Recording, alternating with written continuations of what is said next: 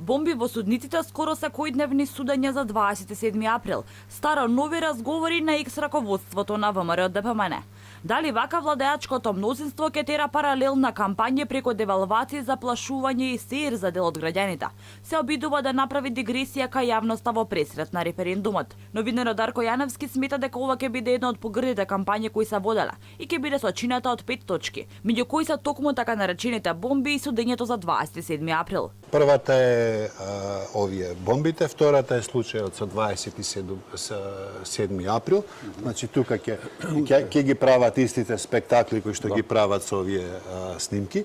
Третата е до прва тоа ќе следи, ќе се вжешти секој што е против самоубиството ќе биде обвинет дека е руски платеник. Значи ти зимаш пари од не знам од Холандија, од било каде и ти си демократ, а овие што не зимаат ништо и кои што не сакаат да се самоукинат и да се самоубијат, они се руски платеници и тоа ќе се согласно оваа хајка што се води против Трамп во Америка. И четвртиот момент, тој ќе биде заплашување со албанците.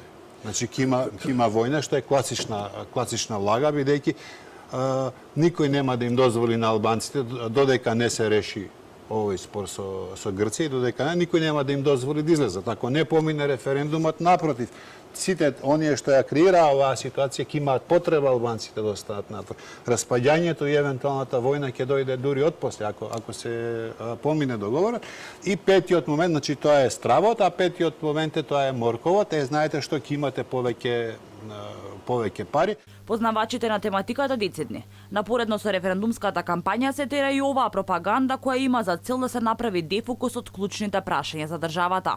Аналитичарот Александар Пантов за Алфа вели дека ова е планирано сценарио за да се прикријат неуспесите на владеачкото мнозинство и да се прикаже друга слика за несложувањето на граѓаните со референдумското прашање и евентуалната промена на уставното име. Во израз на нивната немоќ да спроведат она што не е справедливо, она што го не сака народот, она на кое што најотворено народот се противи, тие превземаат, ги активираат своите судски инсталации и следоци сме дека и врвот на ВМРО, луѓето кои што УСБ бранителите кои што беа се осудени за тероризам, да потсетам, за 27 април, гледаме дека секојдневно се повикувани на судски рочишта, дури по неколку судски рочишта се закажани секојдневно.